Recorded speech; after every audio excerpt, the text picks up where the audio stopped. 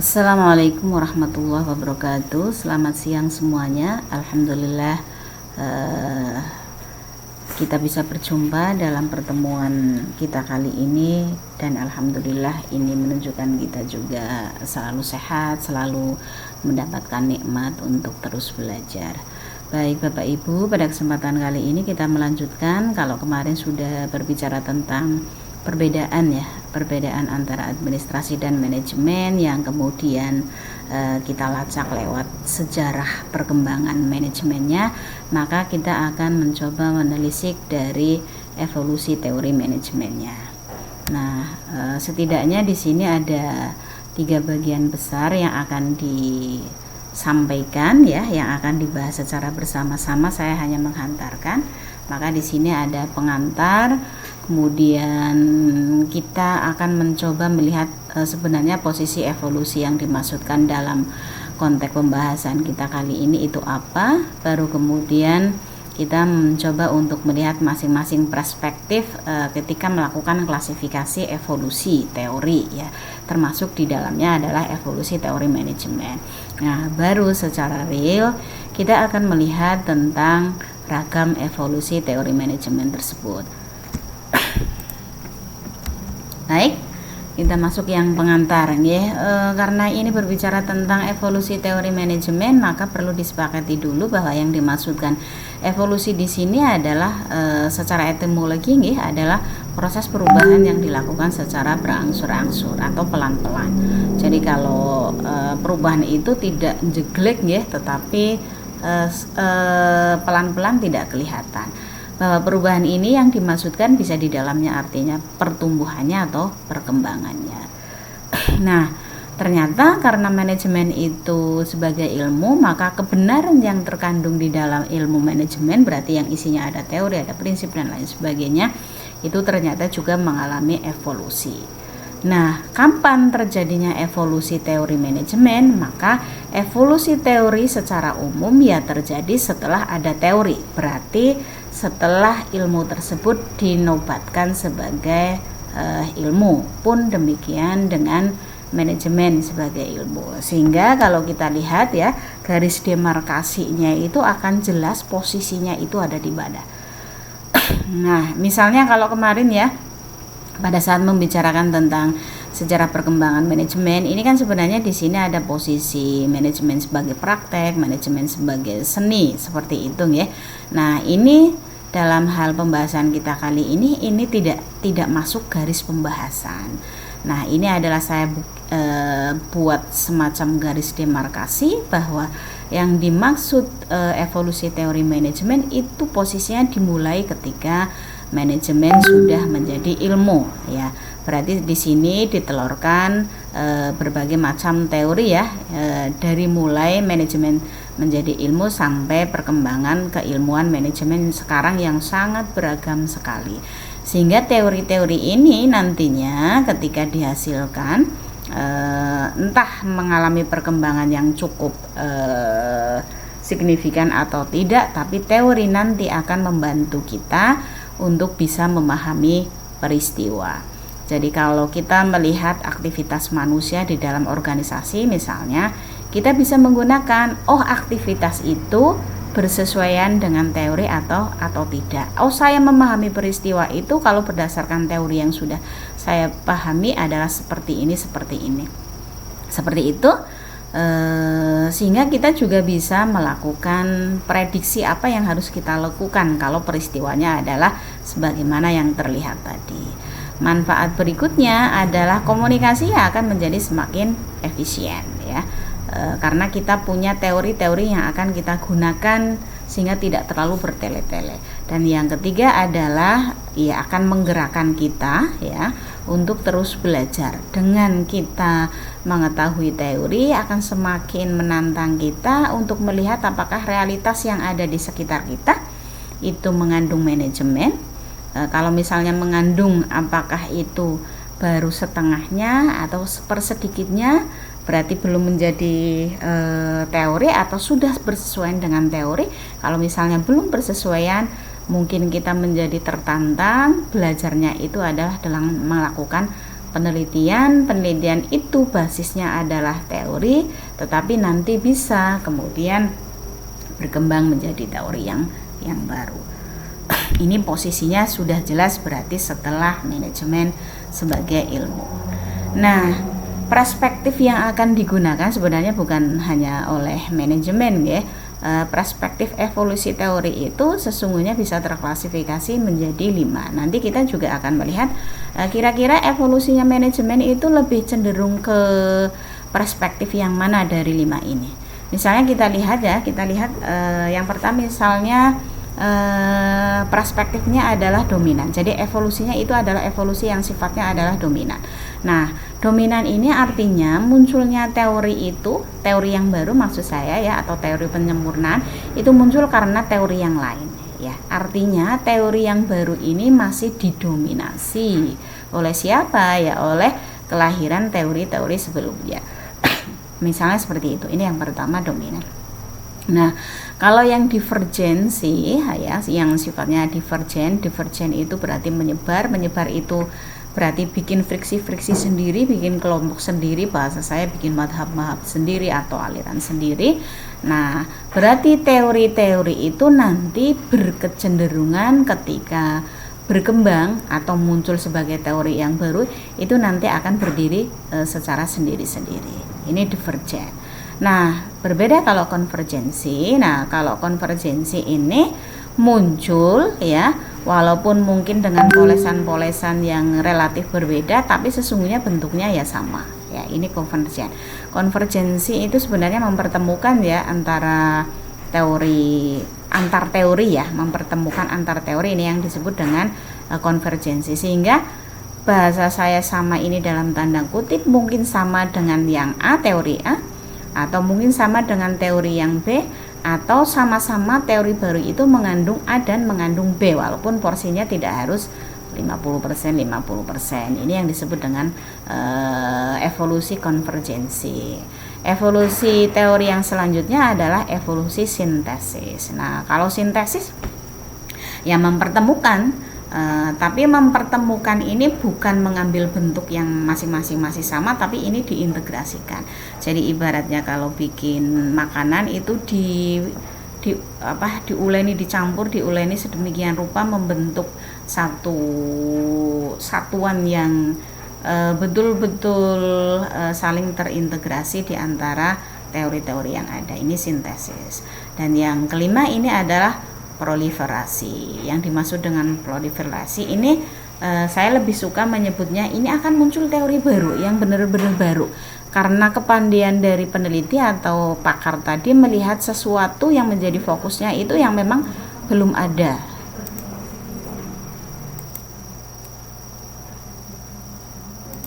Oke, baik, kita lanjutkan. Nah, itu tentang sifat evolusi dari teori manajemen. Nah, kita lanjutkan bagaimana sesungguhnya ragam evolusi teori manajemen yang disampaikan oleh para pakar. Misalnya di sini saya menampilkan contohnya ada 4 ya. Misalnya menurut Wuren and Baden ini ya mencoba melakukan klasifikasi evolusi teori manajemen itu dari kacamata alirannya, dilihat apa yang menjadi evolutif di dalamnya. Kemudian ada Indartono ya, berarti dari sisi waktu, Zulfa dari sisi waktu dan tahapan, yang berikutnya adalah dari si Tepo. Seperti itu. Kita lihat satu persatu, misalnya ini ya, evolusi teori manajemennya perspektif aliran. Berarti ini yang disampaikan oleh Wuren Baden, ini ada 6 ya, ada 6. Jadi dia melihat bahwa kalau dilihat dari aliran-aliran ini berarti tipe yang saya sebut sebagai tipe divergen ya. Ini berdasarkan aliran-alirannya. Ini dia melakukan klasifikasi, ada aliran klasik, aliran perilaku, aliran manajemen ilmiah, aliran analisis sistem, aliran manajemen berdasarkan hasil, aliran manajemen mutu. Nah,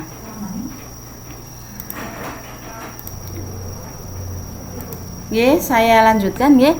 Kita coba lihat apakah betul di situ terjadi evolusi atau terjadi perubahan dari teori satu ke teori yang lain.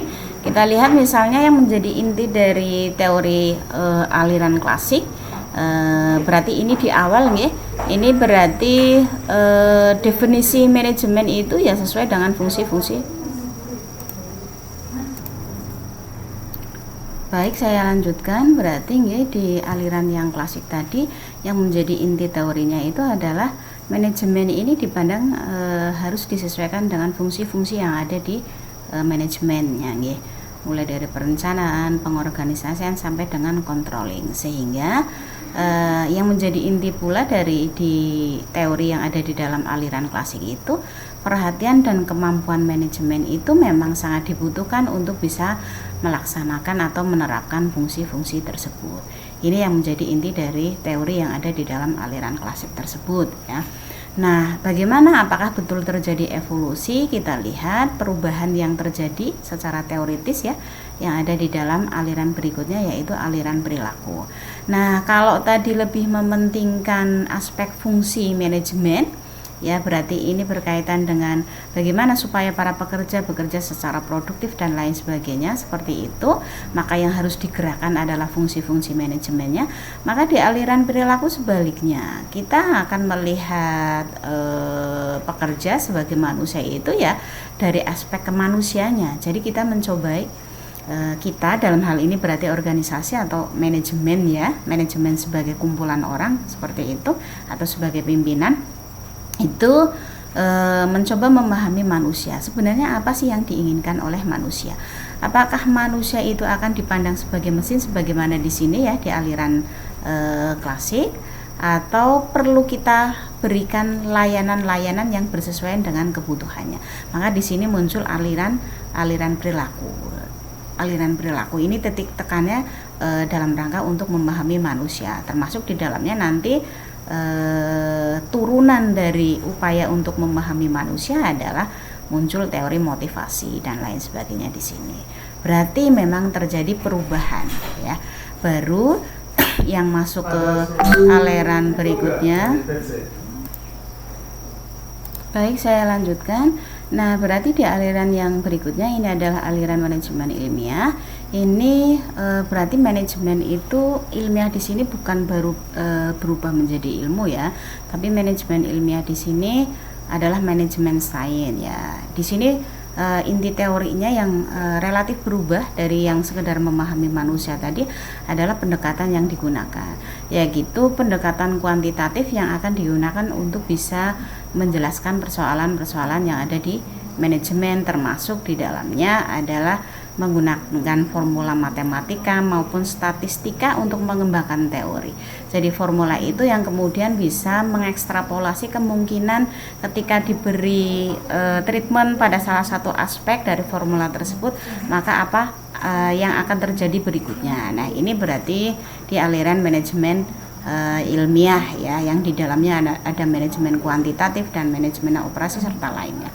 Nah, baru naik berikutnya secara gradual ini ada aliran analisis sistem. Nah, di aliran analisis sistem ini yang menjadi fokus perubahan teorinya berangkat dari yang tadi manajemen ilmiah, ini adalah fokus pada bagaimana manajemen tersebut berhubungan dengan bidang yang lain, karena di sini manajemen itu memposisikan dirinya itu menjadi bagian dari subsistem besar ya, subsistem besar yang ada di dalam konteks dunia dunia keilmuan. Ada bidang-bidang yang lain ya.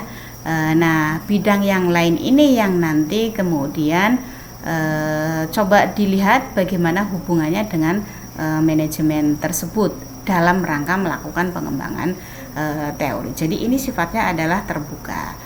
Baru yang berikutnya ini adalah aliran manajemen berdasarkan hasil. Nah, di aliran manajemen berdasarkan hasil ya, ini perubahannya ini adalah bahwa yang menjadi titik fokusnya ini adalah hasil-hasil yang akan dicapai oleh manajemen ya, bukan lagi persoalan tentang interaksi karyawan sebagaimana yang ada di memahami manusia maupun yang ada di aliran klasik, atau bukan lagi sekedar bagaimana hubungan manajemen itu dengan bidang yang lain, itu tidak, tetapi fokusnya manajemen by objektif, berarti bagaimana memperoleh hasil yang maksimal, berarti berbicara tentang kinerja manajemen. Dan yang terakhir ini adalah aliran manajemen mutu, berarti fokus teorinya itu adalah berbicara tentang kepuasan pelanggan. Disebut organisasinya itu bermutu jika ada kepuasan dari pelanggan. Pelanggan yang puas itu berarti ada kesesuaian antara apa yang diharapkan oleh pelanggan dengan yang ditawarkan oleh organisasi, yang di dalamnya berarti praktek tentang manajemen. Ini perspektif yang pertama dari sisi aliran. Nah, yang berikutnya evolusinya itu bisa dilihat dari perspektif waktu, ya. Di sini misalnya saya mencoba memformulasikan dari yang disampaikan oleh Indartono, karena perspektifnya waktu, ya, berarti berkaitan dengan periode waktu perkembangan, ya. Ini dari 1800-an sampai dengan sekarang, ya. Kalau di 1800-an sampai 1400-an, 1940-an ini sebenarnya sudah muncul tiga teori yang relatif mengalami perubahan-perubahan secara perlahan-lahan, ya, seperti itu. Nah, ini adalah sendiri, ya, sudah sendiri. Nah, kita lihat misalnya di 1870-an sampai 30-an, ini berarti teorisasinya berkaitan dengan manajemen ilmiah, kemudian baru teori organisasi klasik, terus manajemen hubungan manusia dan manajemen modern. Kalau kita lihat di manajemen ilmiah berarti nanti bersesuaian dengan yang tadi sudah di dalamnya, ya, yang menjadi clue-nya. Lagi-lagi berarti ini berbicara tentang pembagian kerja, spesialisasi dalam rangka apa, ya? Dalam rangka meningkatkan produktivitas kerja dari para pekerja. Ini berarti kalau di sini, ya, di aliran sebelumnya sesungguhnya ini sudah masuk di aliran klasik, ya. Nah, cuma di sini karena di perspektif waktu dia mengkategorikannya tetap sebagai manajemen ilmiah. Nah, artinya juga di sini sesungguhnya manajemen sudah menjadi ilmu, ya, berbeda dengan manajemen ilmiah yang ada di aliran ini, ya. Jadi ini manajemen ilmiah ini berarti konteksnya adalah kelahiran dari manajemen. Itu isinya tentang divisi kerja sebagaimana yang disampaikan oleh Bapak manajemen ilmiah, ya, seperti itu. Terus di dalamnya juga berbicara tentang teori tentang sistem seleksi maupun pengembangan ilmiah untuk SDM, ya, itu ternyata mampu berkontribusi untuk meningkatkan efektivitas dan efisiensi kerja secara individu maupun secara organisasi. Ini manajemen ilmiah. Baru yang berikutnya di periode 1900 sampai 1940-an, ini berarti periode teori organisasi klasik. Nah, di teori organisasi klasik ini mirip dengan yang ada di sini, ya, karena ini kan di rentang angka 30-an juga, ya, di sini sampai 40-an, berarti sudah lebih sampai ke Weber, ya, tentang teori birokrasi, ya, yang di dalamnya ada hierarki otoritas, divisi kerja, yang ini juga sesungguhnya bersesuaian berkaitan dengan prinsip manajemennya Valil, ya, berarti isinya, ya, masih seputar tentang bagaimana desain dan struktur organisasi, berarti masih berbicara juga tentang fungsi-fungsi manajemen dalam rangka meningkatkan kinerja dari orang-orang yang ada di dalamnya maupun dari organisasi tersebut. Ini teori organisasi klasik. Nah, baru perspektif waktu yang ketiga ini adalah 30-an sampai 40-an, ya, berarti akhirnya sama, keberangkatannya ini lebih dulu di yang kedua. Di sini dimulai keberangkatannya dari sini, sehingga tadi saya sebut ini sebenarnya satu waktu, ya, satu waktu, rentangnya satu interval yang sama, seperti itu. Nah, di yang ketiga berarti ini sudah manajemen hubungan manusia, ya. Manajemen hubungan manusia ini teorisasinya, ya, masih melihat aspek kemanusiaannya para pekerja.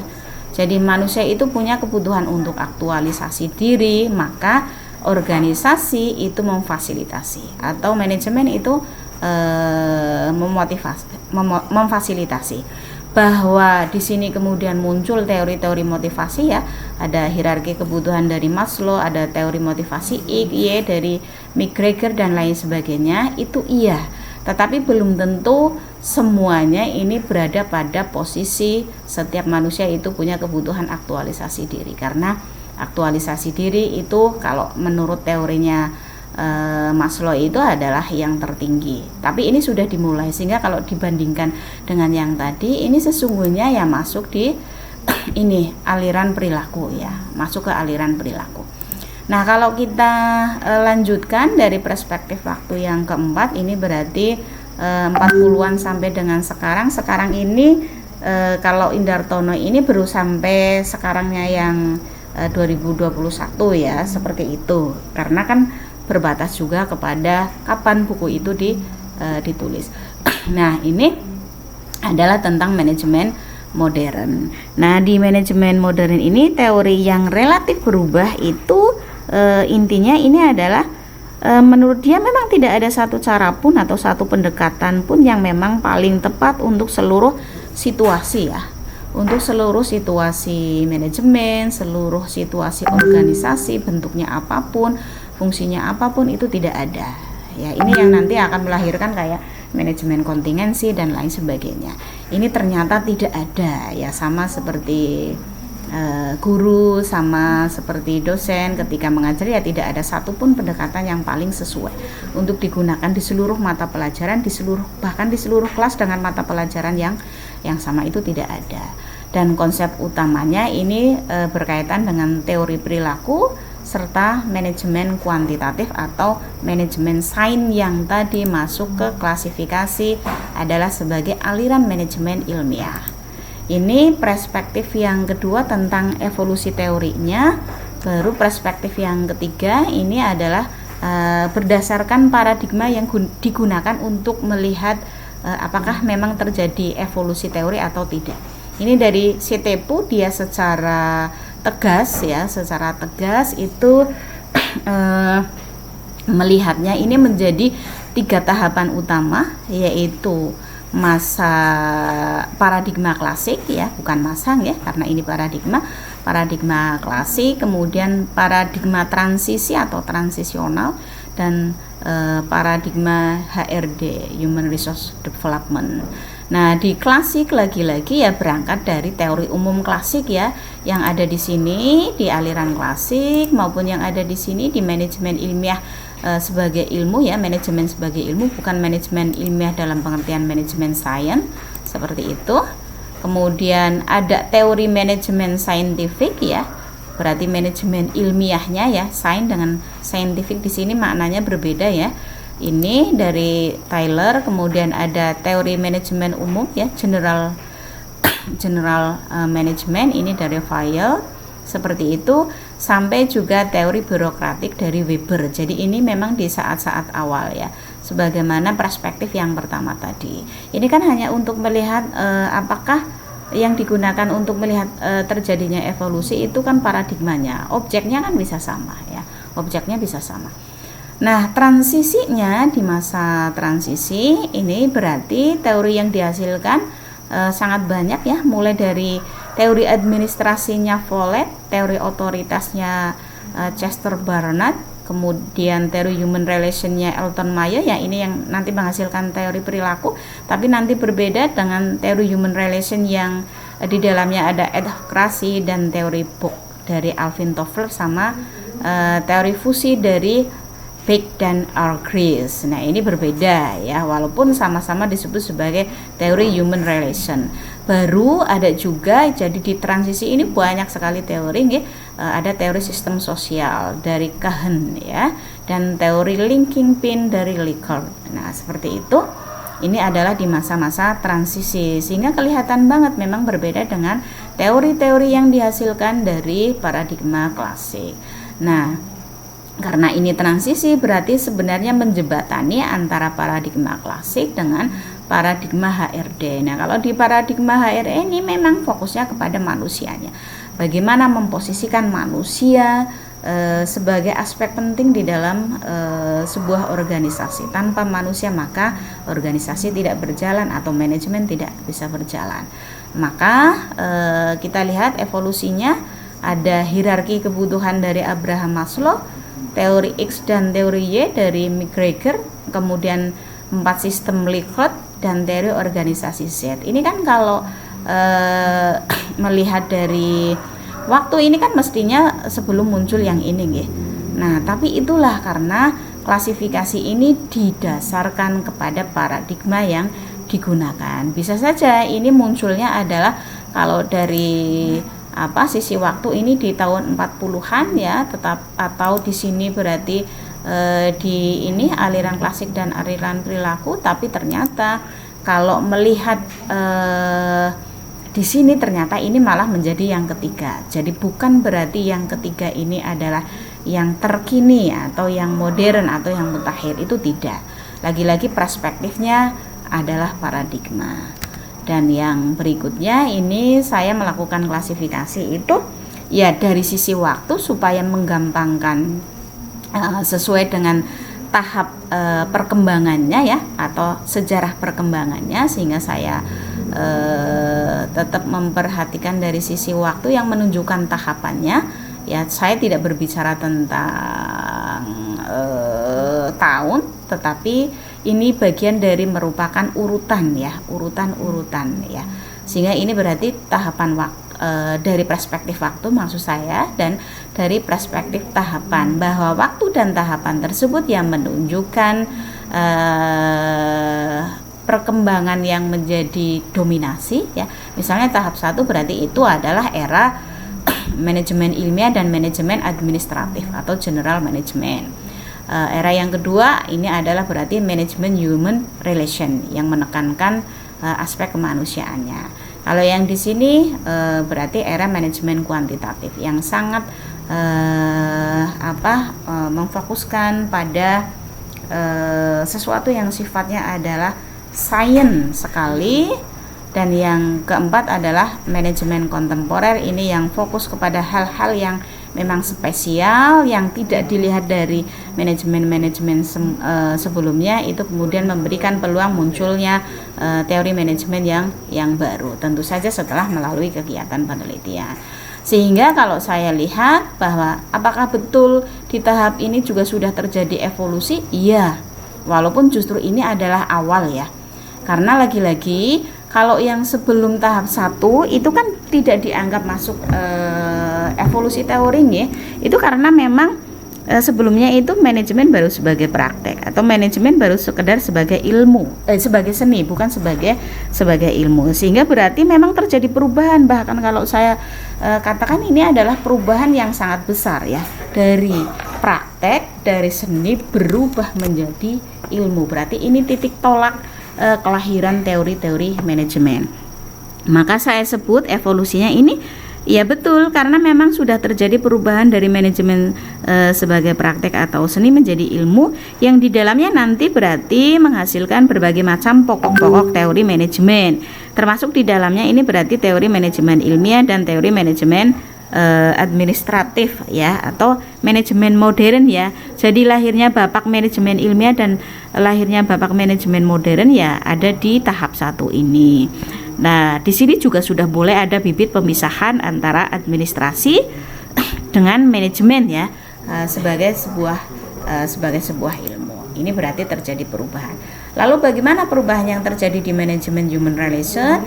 Ini sebenarnya di perspektif yang lain ini sudah muncul. Saya hanya ingin menguatkan lagi bahwa ini aspek yang berubah itu adalah pada aspek kemanusiaannya ya.